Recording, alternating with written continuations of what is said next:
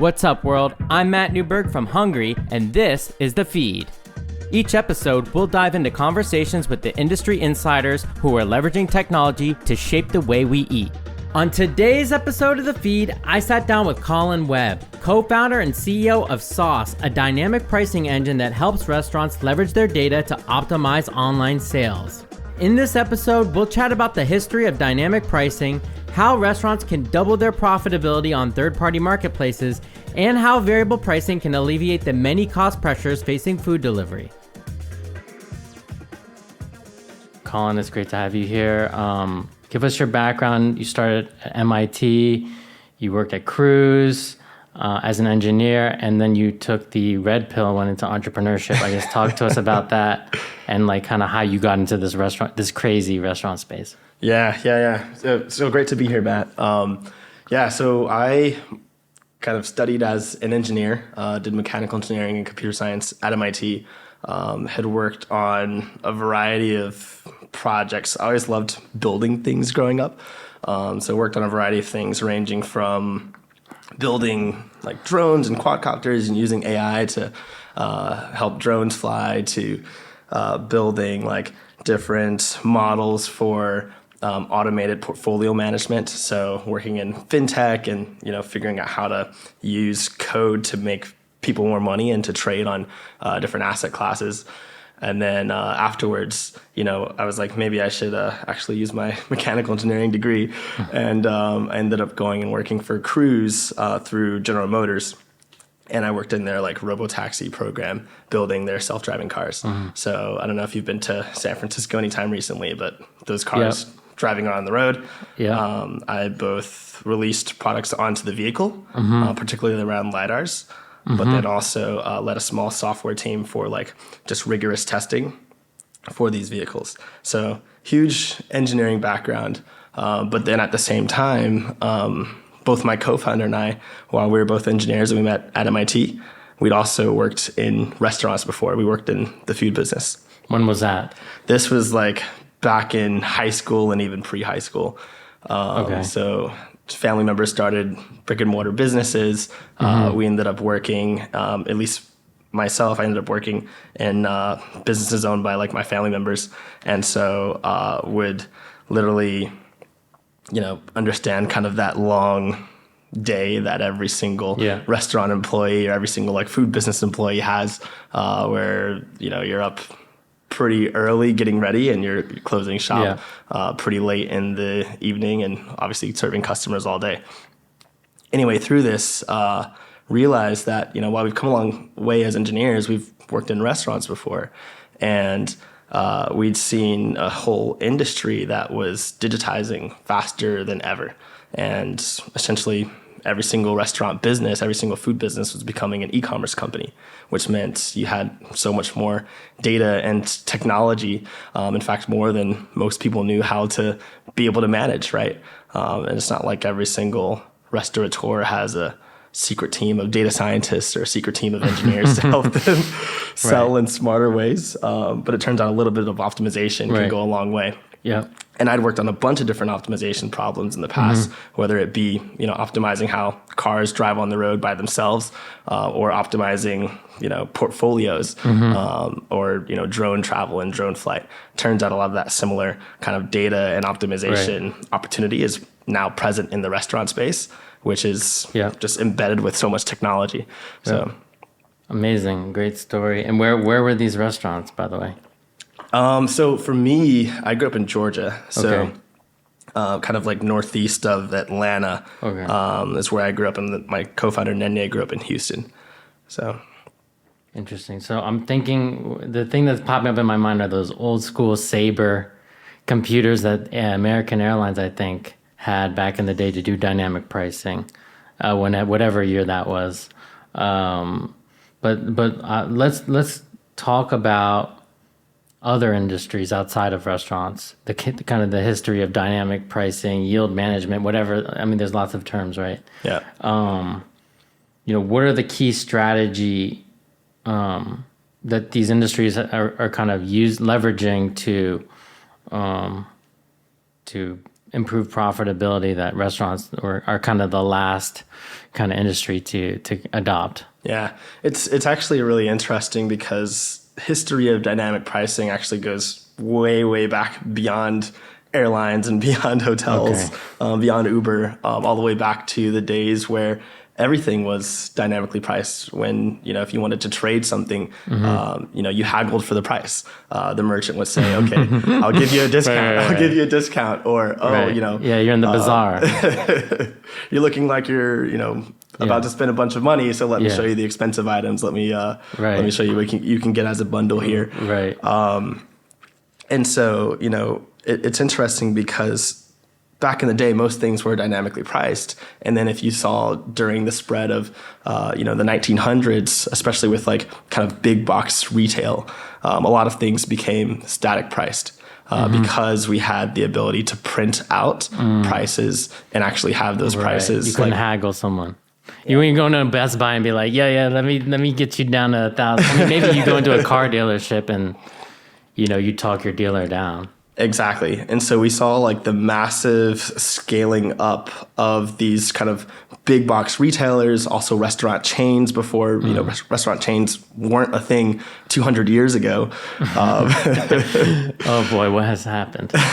They've only been a thing of like the last, couple of, last, I guess, 100 years, even like couple decades, right? Yeah. And so, if you start thinking about it that way, as these restaurants like McDonald's, et cetera, scaled up, they had these printed menus that it was actually just logistically difficult to change the price now because you wanted to have an ability to print out 1,000 menus for 1,000 McDonald's or 1,000 Subway locations, right? Or you name it, restaurant. And so dynamic pricing went away. And now you start to see industries that have come online again where you remove that bottleneck of, not being able to change prices in response to changes in supply and demand. So when airlines came online or when hotels came online or when taxis came online as Uber, right, you started to see those prices change dramatically because the markets inherently changed dramatically. But now you had a medium to change those prices. Right. And so with restaurants, you're starting to see restaurants take that same step as e-commerce took and as retail took when it came into the e-commerce landscape, where they're not coming online and we're still dealing with these same market forces that we've always been dealing with in terms of supply changing all the time and demand changing all the time. And so now you're starting to see folks, faster and faster and more frequently price correct, which is inherently dynamic pricing. I know you talked something on a panel recently about Amazon. How does that work given it a marketplace and a first party seller? And then I want to come back to restaurants, but just curious, thinking about, as a marketplace, how much of that goes straight into Amazon's pocket and how much of that actually goes into the merchant's pocket? Good question. I'm not entirely sure, the exact agreements that Amazon has with each of their merchants. I'm sure there's probably some variation there. But I mean, Amazon deploys a bunch of like really crazy pricing schemes that are kind of rooted in psychology and data, right? Where, everyone feels like Amazon has the cheapest prices across the web. Right. When really that's not the most case. Expensive. No, it's not necessarily the most expensive, but for some items, for example, items that you could get anywhere else, they may have the cheapest price for those particular items. Right. But for items where it's not as easy to find like where else you could get them, you may actually be paying more on Amazon. Or like, they know that they see like a spike in demand for like air filters during like the crazy fires in the mountains. Exactly. And I know this because I had one sent to me in the middle of all this. But yeah, you just go on there and then you just accept it. Yeah. So it's both the spikes in demand that obviously are going into their algorithm for how they price, but also the inverse of that. So the discounts that can, get you, Matt, to go and say, like I wasn't going to buy this, but I might as well. Like, we all know like we ended up with too many air fryers and Instapots during Black Friday sales and exactly. Or free delivery. Shoot, like I might as well get that, right? Nothing's free. If there's anything that doing this work has taught me, is that nothing is free. Yep. Okay, so why do you think, so like, let's talk about how hard it is to do this in the restaurant space, because we talked about other industries coming online. Now the restaurants are online. Obviously, QR codes on menus, make that easier for sit down, right? I could scan the menu and I won't remember what the price was for, versus reprinting the menu. Yeah.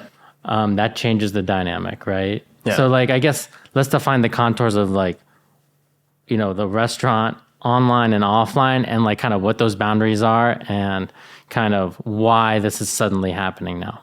Yeah. Yeah. So online versus offline, I think we have to kind of understand the nature of this transition in the restaurant industry, where we're not entirely online. Like there's a handful of restaurants, right. The Ghost Kitchen's completely virtual brands right. that are like entirely online. Right. But the vast majority of restaurants, restaurant groups, restaurant chains sure. Have made a dramatic shift, but it's not at 100% yet. Yeah. So if you were to look 5 years ago, most restaurants have probably 5% max of their sales go through online channels. Everything else is just kind of in-store transactions. Whereas now, and accelerated by COVID, you have a lot of restaurants in the 10 to 40 or 50% range, yeah. right? Where you've been an established restaurant or you've been an established restaurant chain, yeah.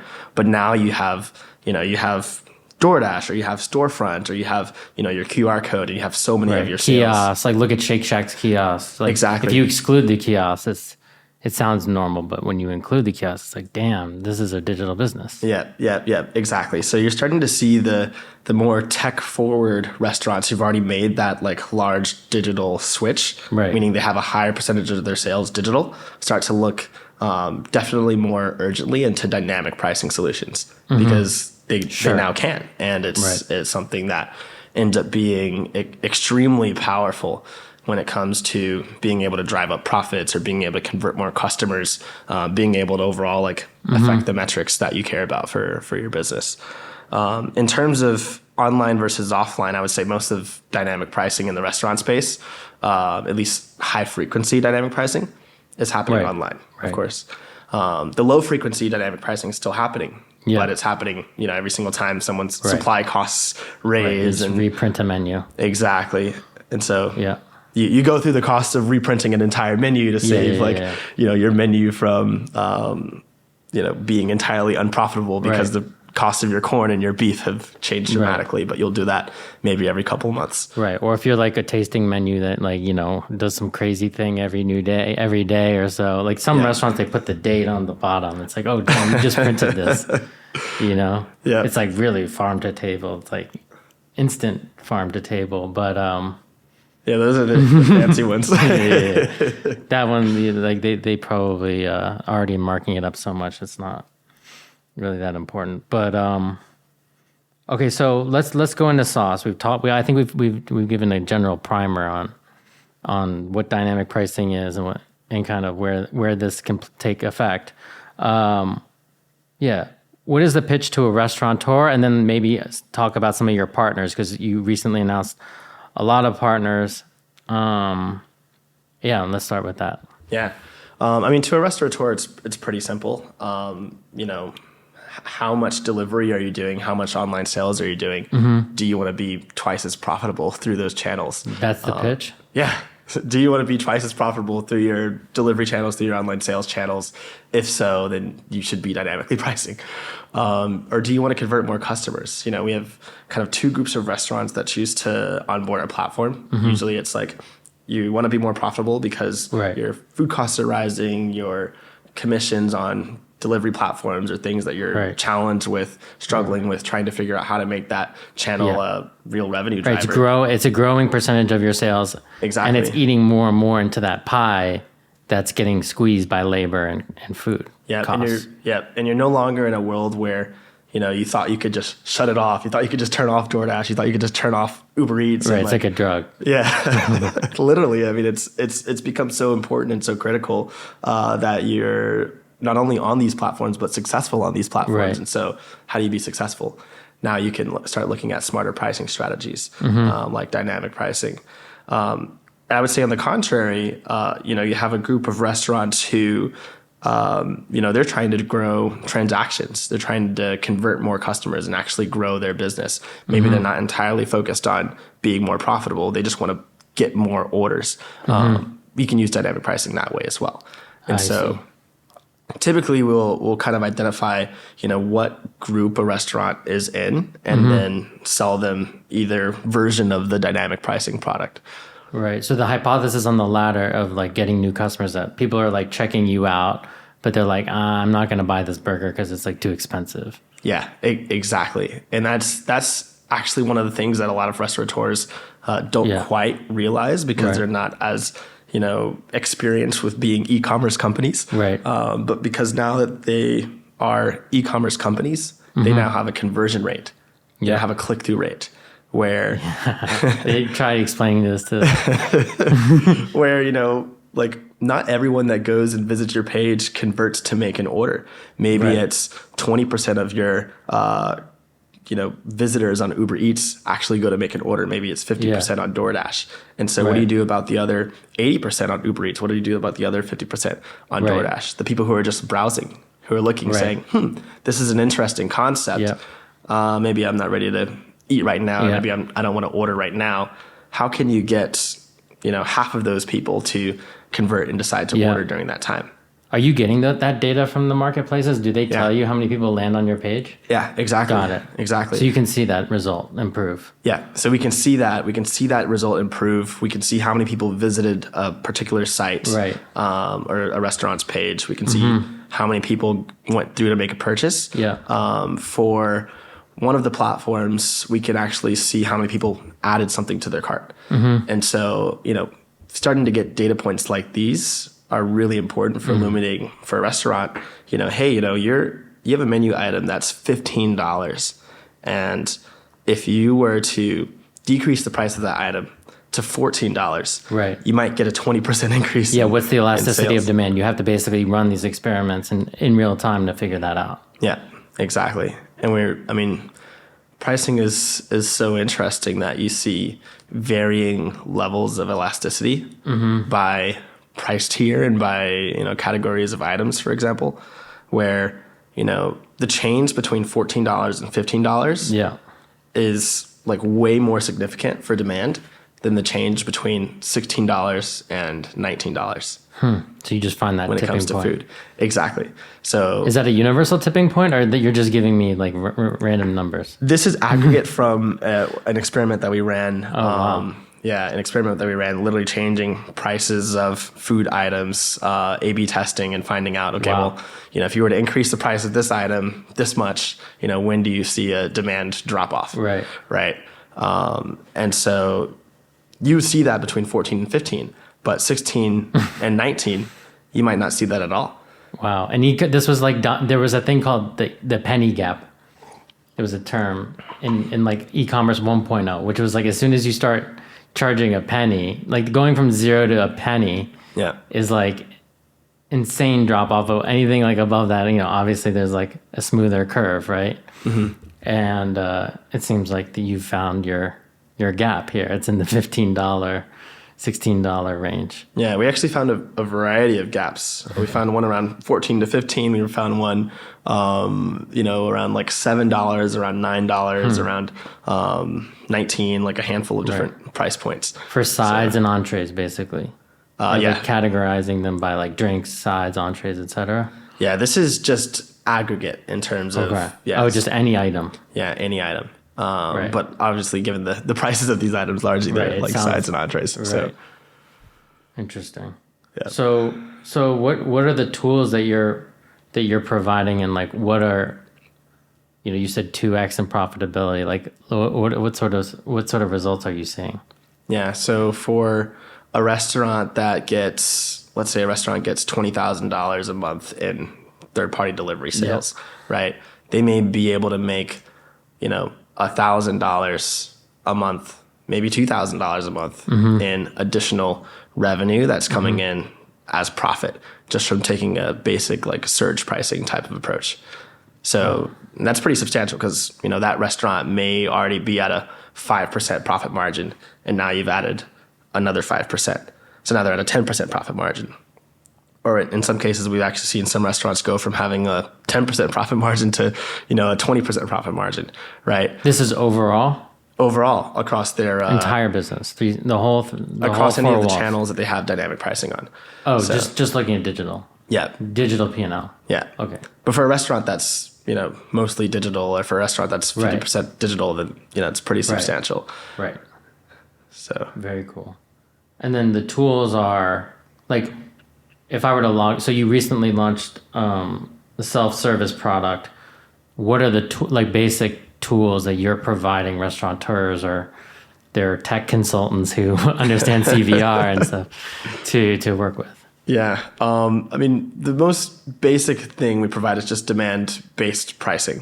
Mm-hmm. So, and most restaurants are using us for demand-based pricing, where they essentially connect us with any of their aggregator platforms. So whether it's like Olo, or whether it's Chowly, it's Checkmate, Otter, a handful of aggregator platforms. Yeah. We essentially just connect in 10 minutes. It takes like a few minutes of their time to get that connected. And with that, they're able to deploy a demand-based pricing strategy. So our system will automatically go and look at all of their historical sales. For some platforms, we can pull back years of sales data, which how many restaurants are looking at years of their sales data on a regular basis to make data-driven decisions. And they can click play and run a pricing strategy right away that runs automatically on its own. Will update the prices based on their demand, based on when they're really busy, based on when they're least busy, and they don't have to worry about it at all. Damn. Wow. Yeah. And so, like, when you're integrated with people like Chowly, it's a Checkmate, and then you have partnerships with Uber Eats, DoorDash, etc. Just real high level. We'll dive into more of this, but like, what is the value to these different players? Like, why does Chowly want to offer like self-serve sauce dynamic pricing to its restaurateurs? How does that help its business? And then like the marketplaces, why do they want restaurateurs turning on sauce dynamic pricing? Yeah, I would say, largely for, all these businesses, it's either the profitability focus or it's the growth in transactions focus. So, for a lot of the aggregators, it's, their restaurants are dealing with this big challenge of having insane food costs compared to a couple years ago, having, these hard to deal with delivery platform, commissions, having, delivery platforms tell them that, hey, you should lower your prices, right? And so what do you do with that? How can you be successful on these platforms, but also, make up those margins that you desperately need to make up? And so to offer a complex solution like dynamic pricing or like smart pricing is pretty powerful for any of the aggregator plays in which, they have a bunch of restaurants who are all on these delivery platforms.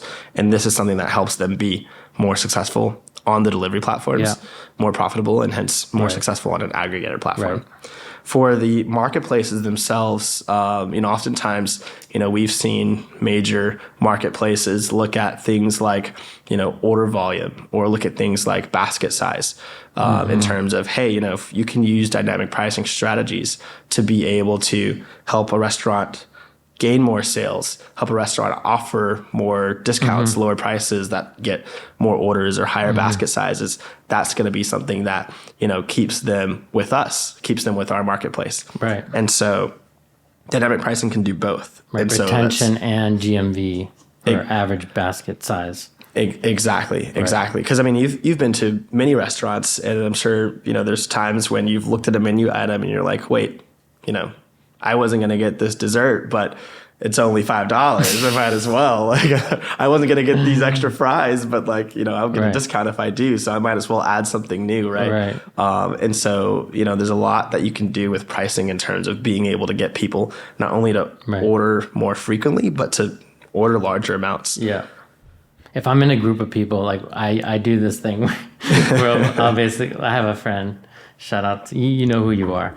He and I will go to a restaurant, we'll order we'll hedge our bets on a bunch of different things, and he's taking different pieces of different people's dishes just in case the thing we order isn't good. So we have a quarter of this person's mac and cheese, or this person's ribs, or whatever. We're going for this person's salad. We're going to split this at the table, and it's just, or we could just do it all family style. But yeah. Anyway, so walk us through, I guess, are there any case studies we can talk about specifics? I mean, I guess we can generically talk about specific restaurants. And then maybe talk about how you control, how do you actually run this experiment in a way that is a true experiment? Because to me, in my mind, it's there's so much seasonality. There's so many external factors, right? We just had a storm on Sunday, hurricane.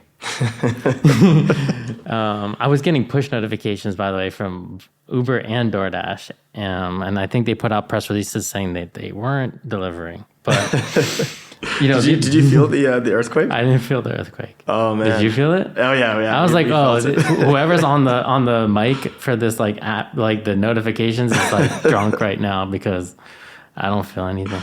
I see. No, our whole building was swinging. So I'm sorry. Well, I guess I was just I was on the phone with my family at the time. Is everything okay? I'm yeah, I just got a text about an earthquake, but I think the city's just messed. Their tech stack is just broken. But anyway, back to the KPIs. The case study. Is there something you can talk about, and then how you design that experiment? Yeah. So one of our enterprise clients, Piatti Italian Street Food, they ended up, when they tested, they broke up their stores into a test group and a control group. Okay. So being able to put over 20 stores in a test group on dynamic pricing, comparing that during the same time period as the control group of stores that weren't on dynamic pricing. Wow. And how many units? How many total units do they have? Right now, they're at 52. I see. So a little bit under half. Yeah, okay. A little bit under half. Basically broke them up into test group and the control group. And then essentially, as they're running dynamic pricing, they wanted to look out for, are we, more profitable on these channels, but then also are our guests continuing to order? That's the biggest question that we get from restaurants when it comes to dynamic pricing is, will my guests stop ordering from my platform? Expensive. And that's one of the biggest myths that we see around dynamic pricing as well, where we don't see much negative feedback or pushback from guests when restaurants start changing their prices, especially on online delivery platforms. Wow. In fact, 99% of restaurants don't hear anything at all in terms of when they start dynamically pricing. And so they looked at this for both their test group and their control group and found that not only did they double their profit margins, but when they compared it with the control, they continued to see strong sales results and strong performance across all the dynamic pricing stores. And so that was an experiment that started early last summer, and now they'll be coming up on a year of all of their stores across their entire portfolio dynamically pricing. And they're doing, tremendously more revenue now than when they first started. So wow. Continued sales growth, continued order growth, but then also, double profitability. When you're describing this, I keep going back to my old school. I'm not that old, but I have an old soul. But I think about this Amazon thing that happened a long time ago, where there was a book that became $10,000 or something, because basically they were scraping Barnes and Noble's website, or they were scraping some other bookstore, and they being Amazon, and you basically have a bunch of algorithms feeding off of each other, right? And so I guess my question to you is, in telling you this story and half describing it, is do you ever start looking at competitors' pricing to figure out where the threshold is, and how much of third-party data outside of just testing prices within the restaurant, are you feeding into any external kind of environmental data, whether it be competitive data or Yeah. we can get into like weather patterns or other historical things, but yeah. Yeah. So I would say right now, we scraped a lot of competitive data. We have gigantic data sets of multiple menus from restaurants nationwide and restaurant businesses across the entire nation. And to your point on Amazon, I think one of the very first things we implemented were thresholds for which we would never surpass. You're never going to sell a burger for like $100. But what is the burger? What is like you just say an item for like a fast casual restaurant should never exceed this amount of money. Yeah. So usually we do it based on a percentage. Okay. I think right now we have it set toward you'd never increase or decrease the price of your item more than like 40%. And we never, set $0 prices. $0 prices. Yeah, free fries. I mean, it's the end of the day. You can't sell fries the next day. You got to get rid of them somehow. You got to solve the food waste problem. I know, right? But yeah, it's interesting because when you start you compare competitive menu sets, you start to see, an item that's like chicken finger plate, right?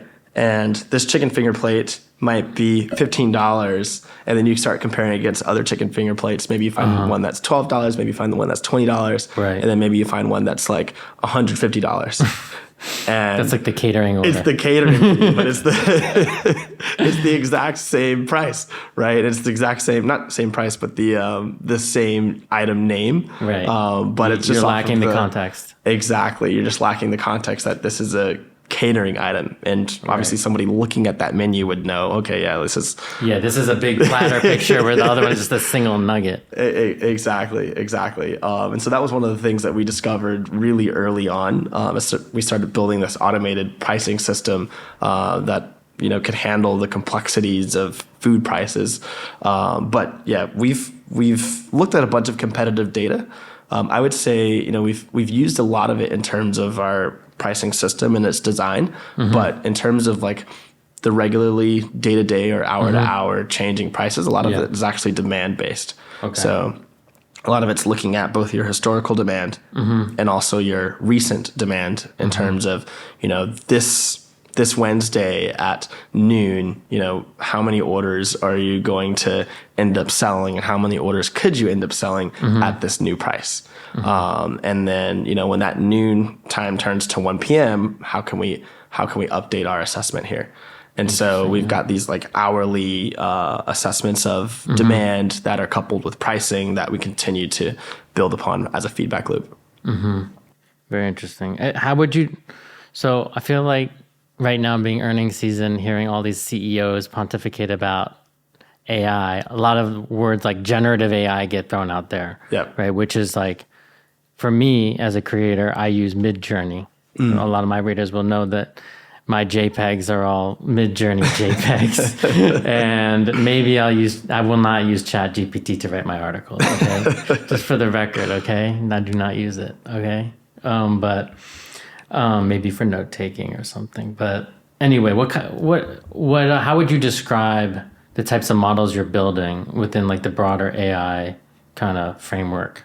Yeah, we build a lot of different types of models. It's mainly, there's two ways to look at it. There's the ongoing and kind of active pricing system, and then there's the data analysis and how you parse things, and how you evaluate the results, right? And so our active and our ongoing pricing system is using a variety of things. It's using obviously like complex and sophisticated models to be able to define demand, define like what that price should be, but it's also using, user input rule sets, essentially frameworks that our restaurateurs have when setting up dynamic pricing. I see. Such that, you can have this model that works, but in order for it to work for the restaurant, you need to be able to understand, how that restaurant works and what exactly they want in their pricing system. I see. We want to stay between 0 and 20% from our base price, or we want to stay between negative 10% and 10% from our base price. We're going to use that. Right, based on the profitability of a specific menu item. Right? Exactly. There's something you can't glean by just scraping their DoorDash. Exactly. Or, for our business, we actually want to just do dynamic pricing late nights. So we have some restaurants that only do dynamic pricing between 10 p.m. and 4 a.m. Or only do it on the weekends. When people are just not paying attention, they just be like, I'm on the couch. I want that pint of ice cream. Or, whatever that stoner food is. Yeah. Or drunken food. I'm drunk and I need some pizza right now. Yeah. Just like I've never been there.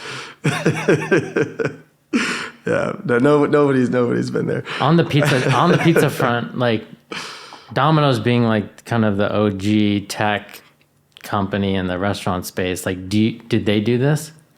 And I'm sure they do a lot of work around their pricing themselves, in terms of hourly demand-based pricing. I'm not entirely sure where they are there, but obviously, given that they just partnered with Uber Eats, is that correct? Right, for the marketplace. Uber Eats seems like they're doubling down in their just online delivery, Uber Eats delivery. I think there's a lot of opportunity for them to get smarter about how often they change their prices. Someone actually, we have this little WhatsApp group for some of the hungry subscribers, and someone shared a bar in Barcelona, and there's apparently software you can buy for your bar where they dynamically change the price of the drink as more people order it or something. And it's like this Wall Street thing. It's like literally ticker symbols. Yeah. Where it's like, vodka shots instead of stock tickers or like different brands of alcohol. Yeah. And it's like a fun game, some kind of perverse game that people are playing inside of these bars. Yeah. Have you seen this? I've not seen it in person, but I've heard about it. Variations of this story. So like a bar in Barcelona or a bar in Sydney, Australia, or a bar in New York. Yeah. That basically, prices their beers based on demand, low demand beers. Hey, brilliant idea. Peer pressuring people. Like you said, if it's cheap enough, I'll do the shot, whatever. Definitely. Which I think there's a lot to learn from there, especially with regards to how restaurants deal with, like you mentioned, food waste earlier, where, even whether it's mom and pops or whether it's massive restaurant chains, like at the end of the day, you're throwing away a lot of food, right? You're throwing away so much, so much food that you can actually sell that for cheaper and make a profit from, rather than throwing it away, rather than paying for even like the garbage costs and wasting food. We've seen a lot of these platforms pop up. I think the one was called Good to Go or Good to Eat. One was, I did an interview with the founder of Flash Food, which I think is great for groceries. Yep. They're not using intelligent systems like you're building. They're basically retailers who would normally walk around, the clerks that would just go and reprice things manually and have to go tag by tag and like put things on sale and just see when the expiration date was happening. They're like just basically doing it from an app. Yeah, exactly. It kind of reminds me, you went to Wharton. I used to go and I used to take the megabus from Boston all the way down to Philly. And I sometimes got the $1 megabus. Oh my God! There was I took the megabus and the Chinatown bus to New York from Philly. So yes, I don't remember the $1 bus though. Yeah. I mean, usually they're like, you might pay $40 or whatever for a round trip, but sometimes you could actually get like a $1 megabus. And I'm not entirely sure what their pricing model was like there. If it was more of like a promotional, take this megabus, or if it's this seat's going to go empty, so we might as well, every time we have a seat that we're sure is going to go empty, we might as well just sell it for $1. Yeah, well, the marginal cost is zero, right? But that doesn't it's not zero in food, right? There's some cost, unless it's fries at the end of the day and they're going to go soggy. Exactly. So if the food's going to go bad, then you've got to get rid of it no matter what. Yeah. You can either... But just to give you, just to do a quick rant. Okay, one of the things, though, I feel like that's missed in the food tech space is that people start to apply a lot of the analogies of the travel and hospitality industries haphazardly to food, thinking it's one-to-one because they don't... Because in the game of in the game of travel and the game of hospitality with hotels, the marginal cost of a hotel room is just the cost to clean it. Yeah. In airlines, it's virtually zero. So the floors are very different, and you're not dealing with like this very complex operation that is food preparation, right? Sure, you have like fixed overhead of staff and your rent and overhead, but there is an actual marginal cost that you need to account for when it comes to food. You can't just apply the same analogies with widgets or travel or whatever it is and think that like there's no marginal cost. Oh, totally. It's a very different game, one that I'd say has a psychological component, but then also an operational component as well, where, psychologically, you've got to figure out what price is going to get someone to buy, right? And how someone looks at a menu item, what items they look at together versus separate, what items they are more reactive to versus less reactive to, what are their high retention items that will get them to come back the next time. Right. Like once you try our fries, you won't stop. yeah, exactly. Like once they try the fries, they're hooked. Like these. Right, so make them really cheap. Exactly. Operationally, it's interesting because, for any restaurant, like they've got to pay their staff members. And usually the cost of food are decently low compared to the price that they're selling them at. Usually restaurants are, have a 25 to 30% cost of goods sold in terms of, if you're selling something for $10, it's going to take you $3 of, actual food materials. So, the rest of that is operational. It's labor, right? Which means, if you have a chef in the kitchen and that chef is selling, 5 burgers, you're going to pay that chef the same amount, whether they're selling 5 burgers in an hour versus whether they're selling 1 burger in an hour or whether they're selling, 10, 20 burgers in that same hour. Right. But then the customer might come into the restaurant and start ordering, and then you need to adjust. Exactly. So you need to adjust, and you don't want to be in the situation where you're just selling 1 burger an hour. And so if you ever are trending toward that situation, maybe there's a world where you can reduce that price 20%, 30%, right? And sell 5 burgers. Those 5 burgers are still going to be net way more profitable than just selling that 1 burger for full price. And so I think a lot of restaurants are more and more starting to realize this, especially when they come onto systems like ours with dynamic pricing, but starting to realize how operationally, the strategy has to be for pricing. Right. Another example is, we see oftentimes restaurants when they get really busy taking longer to, deliver their food or to serve their guests. So, if you're ordering something on DoorDash, the worst thing is you place an order and it says, okay, your meal's going to get here in like an hour, right? And then you wait an hour, you're super hungry because you're hungry when you ordered. Yeah, now you're hangry. Now you're hangry. You're extremely hangry, and it gets there and it's cold, right? Yeah. Because, they had to deal with the people who were they're prioritizing the people coming into the restaurant. Yeah, they're dealing with the people coming into the restaurant. They're trying to, figure out their operations. They're trying to, just throw things into the bag. They may have missed something, right? And so we actually see when restaurants are able to take a smarter approach and, have those high demand hours be priced a little bit more, then you could actually use that as a way to throttle orders and use that as a way to serve guests faster. Right, as opposed to turning it off altogether. Exactly, as opposed to turning it off. Some restaurants, just cut it off and say, okay, you can't order delivery, you can't order takeout, which is, a loyal customer is not going to want that. They're going to want to be able to order from you anytime. Right, make it worth everyone's while, essentially. Exactly, and also get the food hot, fresh, and fast. So that must require you having more data on what's happening inside the 4 walls, or am I overthinking this? I would say to get the best approach there, yes. Right now, I think we're pretty much at like phase 1 of dynamic pricing, where we do a lot of demand-based pricing. A lot of these things you can approximate with looking at historical and recent demand. But it is based on, how many orders are coming in per hour and, how does that vary per location, et cetera.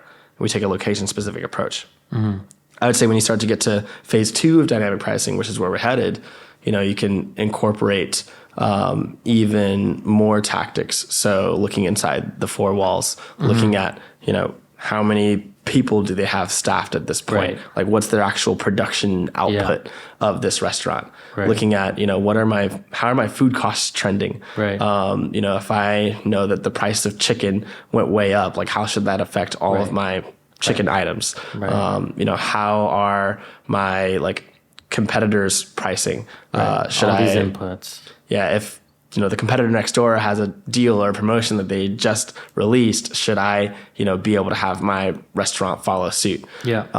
Should I also give a customer specific approach to pricing, which is now getting back into the Amazon play, where as these platforms evolve, as the delivery platforms evolve, and online services evolve, you'd be able to actually offer unique and custom deals to customers to get them to come back and order more. Right.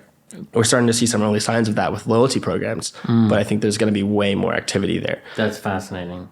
That's a good segue to my next question, which is we've talked a lot about marketplaces, but we haven't talked about 1P, right? First party channels, including digital ordering boards, the kiosks that we see at Shake Shack or the drive-through ordering boards that are increasingly digitizing. Yeah. So obviously you said you're at phase 1. Yeah. But how do you think about so in those forums where you're inside the restaurant and you're able to essentially authenticate yourself as a customer and you're in a completely different channel, how do those lessons that you learned from demand-based pricing phase 1 Sauce, in its current state, how do those change when you start looking at the four walls and digitizing those? Yeah. So, it's funny because most restaurants, when they start on Sauce, they'll start with a third party approach, and then they'll say, wait a minute, this was seamless. It took me 10 minutes of time. I didn't have to spend any resources of my team to set this up. Wow. My managers didn't say anything when I started this across, who knows how many number of locations. And it just worked, and it, brought me better margins, brought me more sales, et cetera. And they say, okay, well, if this works so well here, can I do this on my first party, or can I do this in store as well? I'm already setting the groundwork for these digital menu boards, for these kiosks, to be able to have the entire experience be digital, be something that changes as that restaurant changes, as the demand changes, as the consumers change. And so, if I could imagine a story of going into a restaurant of the future, you might be able to come and walk into a restaurant, and because you walked in at noon on Wednesday, you might be kind of grouped in the Wednesday noon group, which might behave entirely different from the Friday evening group, right? So, you might have a completely separate menu item assortment or whatever, right? When you authenticate into a digital menu board, or when that digital menu board notices you, you might be able to see, all of the items that, you're likely to buy, that you're likely to really enjoy. Let's say you're a vegetarian, let's say you're vegan. You might not even see any meat items at all, because why should you? Why should you? And so, I love apple pies. Maybe as I'm going through my checkout experience, maybe this digital menu board prompts me and says, hey, would you like an apple pie with that? And I'm like, I can't say no now. And it does a sweet price for you. Exactly. There's a sweet price for you. You can have an apple pie with that. And, as most folks, even Shake Shack, right, have quoted when rolling out digital menu boards, they are excellent at upselling. Right. They're consistent every single time. Right. And this is V1 of digital menu boards in terms of, it just asks you the same question every single time. Right. It's just a flow chart. Exactly. It's not personalized in any way, but in the next 2-3 years, it will be. Right. In the next 2-3 years, if you're ordering at Shake Shack, you might be able to see a personalized offer to you that is going to end up making you feel better, making you feel like this restaurant knows you, you're gonna have a profile with this restaurant, right? But then also making the restaurants like Shake Shack and those that take that step way more money. Yeah. and, way higher customer retention, better experience for guests, etc. No, I feel like this is straight out of like some movie. Like it's got to be like Her, or like these different futuristic sci-fi films where you see someone walk into a store, or like those retail videos you see, retail concept videos where it's like a digital salesperson hologram coming out, and they're like, you want to buy these shoes, or we know your size and all that stuff. Yeah, is that something? Every restaurant's gonna have their own like Jarvis, from Iron Man, where you walk into the restaurant and it's like, okay, hey Matt, exactly. Welcome back. I've got your typical order right here. Would you like anything else with that? Yeah, totally. I mean, you can totally see it. So is that something that you think? Like, are you going to draw the line at pricing, or are you going to help restaurants also navigate this personalization? Yeah, good question. Right now, we're starting to dip a little bit into the promotion realm in terms of coupling dynamic pricing with smart promotions on delivery platforms to be able to, gain more customers and get more customers to order during convenient times, right? Which I think can go a long way. You're seeing now restaurants being able to sell into two markets: the market that can pay for delivery as an increasingly premium product because it is, but then also the market that is very, price savvy, in the market that, is looking for discounts, wants to have that delivery experience, but will do the extra work to find the price that's within there, that they're comfortable with, right? And I think there's a lot of power there. In terms of where we go, there's so many different things that you can optimize with regards to the restaurant space, with regards to food sales.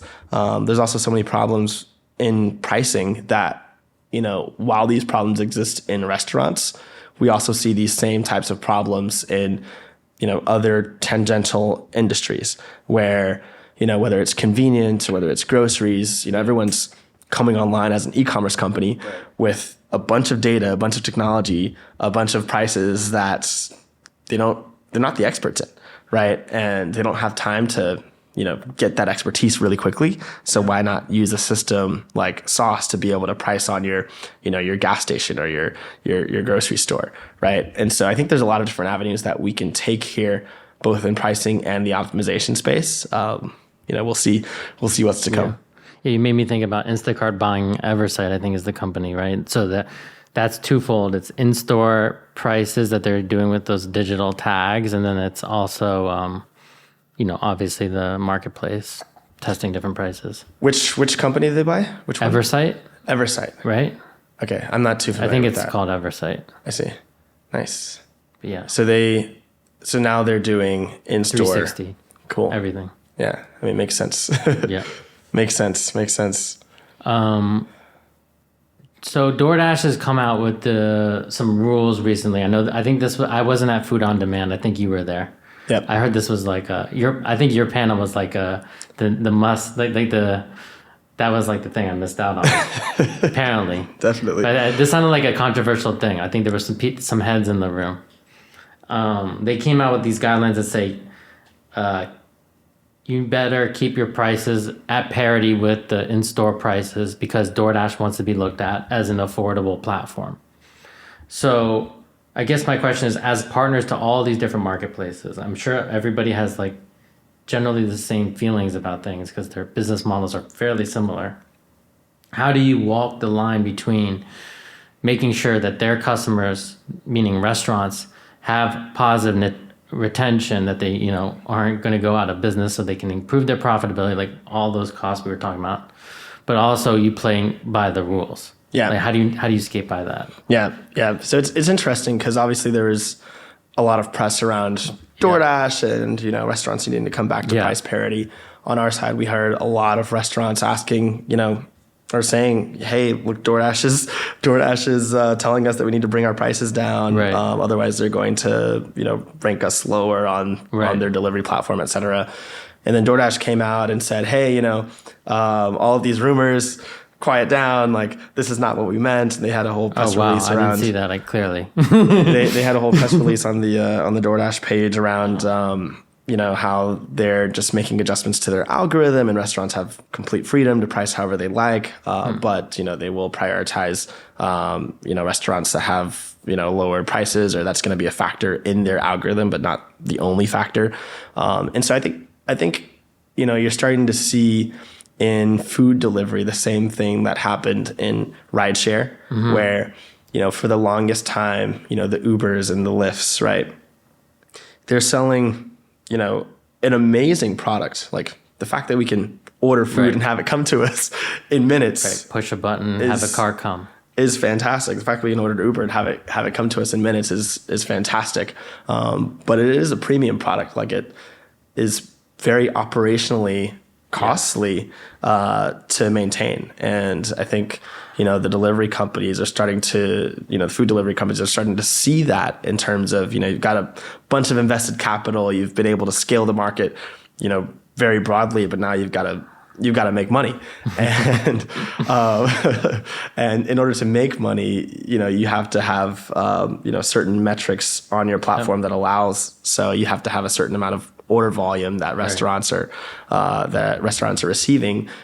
And you're starting to see, kind of a collision between everything that the restaurants are facing, but maybe even the problems that, a major delivery company is facing as well, where restaurants are facing these, high food costs. They're facing the high cost of delivery commissions. The delivery commissions are high because, actually driving someone their food as a personal service it's a luxury service.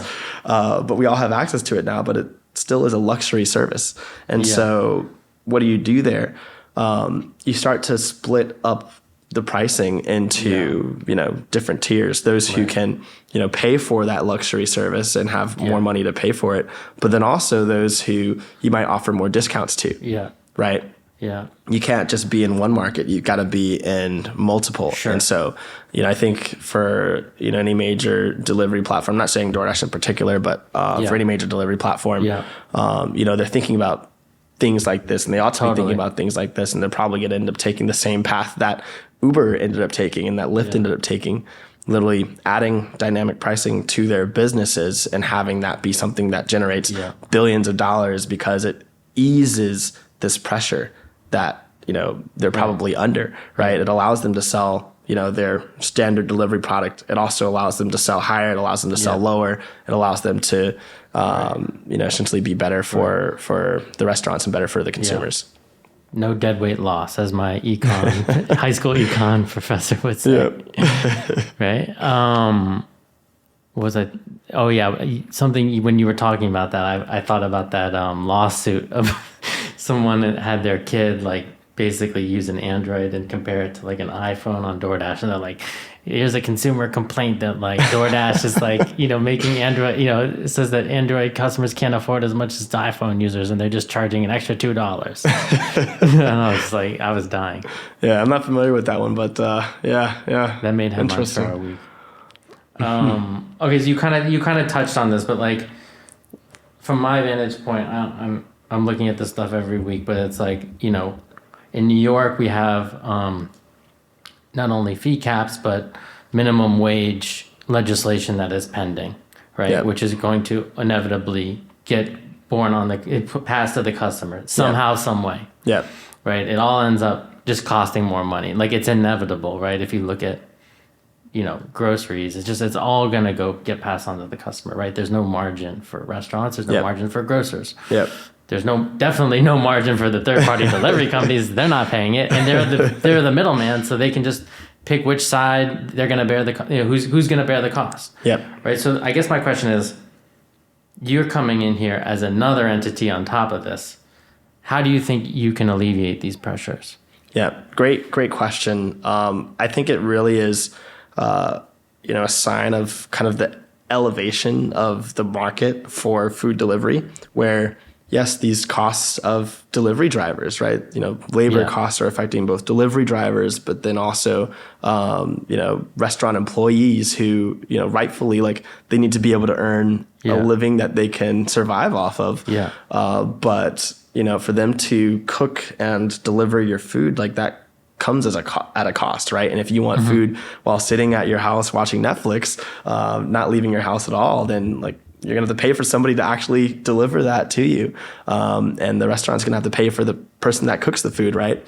And so naturally, you're going to see the prices of food continue to rise. We've already seen inflation, but you're going to see that, inflated food price continue to rise. And so delivery is just going to become a more expensive product. Food deliveries, online food is going to become a more expensive product. What do you do there? Well, you either allow it to be a more expensive product and you price out, half of the market that can't quite pay for that more expensive product, or, you divide that market into segments of folks who can and are willing to pay for, this premium experience. Right. And then the folks who want to get discounts. And that may look something like, we had a restaurant that was looking at sauce and looking at ways that they could essentially discount if people ordered ahead of time. So yeah, you're that's better for the restaurant. Exactly. So you're going to start to see consumers start to think about food ordering the same way that you might think about flights, same way that you might think about Uber or Instacart, right? Totally. Where, if you place a wait and save on Uber or for Lyft, right? Or if you order your flight ahead of time, like you're going to get a discount. Maybe if you order your food in the future, you place an order like between 10 and 11 a.m. before the lunch rush, you can get 20% off. I do that here, by the way. We have a Sweet Green Outpost. Nice. And I don't have to pay. I pay like, I don't know what, $1 for the delivery because it gets batched. But but the caveat is, like you said, I got to place it by 10:30. Yeah. So rather than, being entirely priced out of the market because all of these costs are raising because, labor costs, food costs, et cetera, are raising, now you can actually have that segment of consumers stay within the market and know exactly when to purchase and when to get their service. So I think it's ultimately, what we're working on is going to be super powerful here. Mm-hmm. So we're moving away from the 15-minute delivery to like the 15-day delivery or the day before. Maybe not necessarily the day before, but maybe you'd end up placing an order in the morning or between meal periods, for example, to get. No, there's no reason to do it on demand, right? Yeah. Unless you're like that compulsive. Yeah. And I think it's not good for most of the parties. I think everyone would benefit with a little bit more planning. Yeah. I mean, on-demand delivery is increasingly becoming a premium product. So, interesting. Rather than price half the market out of it, some people are going to be totally fine. Maybe all the entrepreneurs, the folks making a lot of money, are going to be totally fine doing this. Yeah, they're like, I got my Resi Notify on, and if I don't get this reservation, I'm ordering my salad. Yeah. They're gonna place on demand every single time. They won't bat an eye. But for the folks that are certainly very price conscious, they can still order. They're just gonna have to order at times that they can get a discount. Right. So it sounds like the marketplaces will become more price elastic. There'll be more elasticity as these pressures continue. Exactly. And I think it's going to expand the accessibility of these delivery marketplaces. Yeah. Interesting. Because more people will actually be able to find the discount that they want. Right. It's like cohorts. my like $1 megabus, Yeah, exactly. That gave me like one more trip to Philly than I intended to make. Boy. Love that. Well, this has been super fun. Definitely expanding my mind and really making me think a lot about the future here, and it's very exciting. So thank you for sharing. Thank you as well. Great visionary questions. It's been really fun. Now's your time to plug away. If you have restaurateurs listening to this, hopefully, like, how do they get started?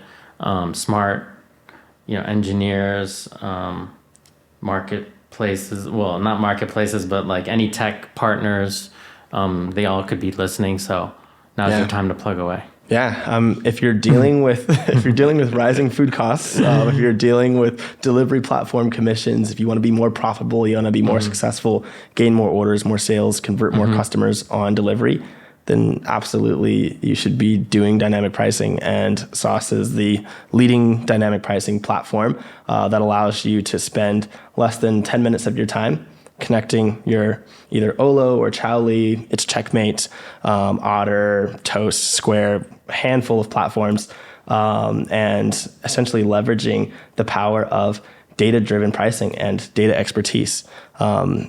Most of our restaurants set it up literally within that 10-minute time period and let it run on its own. So, you're super busy, probably running around trying to fix all the different problems that you have on a day-to-day basis in your restaurant. But this can help you literally double your profit margins and grow tremendously. So amazing. Try it out. So how do they get started? Yep. They can get started at saucepricing.com.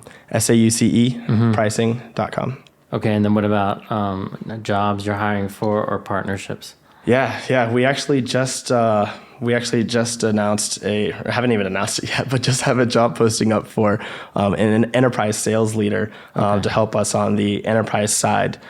So anyone that's interested in joining on the enterprise side can definitely send me an email, Colin at saucepricing.com. Colin with one L. With one L. Right. At saucepricing.com, or shoot us a note on LinkedIn. Cool. And then, we'll happy to chat. Amazing. Well, this has been a lot of fun. Thank you for your time. Yep. Thank you as well, Matt. Thanks for tuning in. If you like what you hear, please hit subscribe wherever you're listening to this podcast. And if you're curious to get a firsthand look at the cutting edge of food and tech, check out hungry.tv. That's Hungry with no U, where you can join in on live conversations like these or sign up for the free weekly newsletter.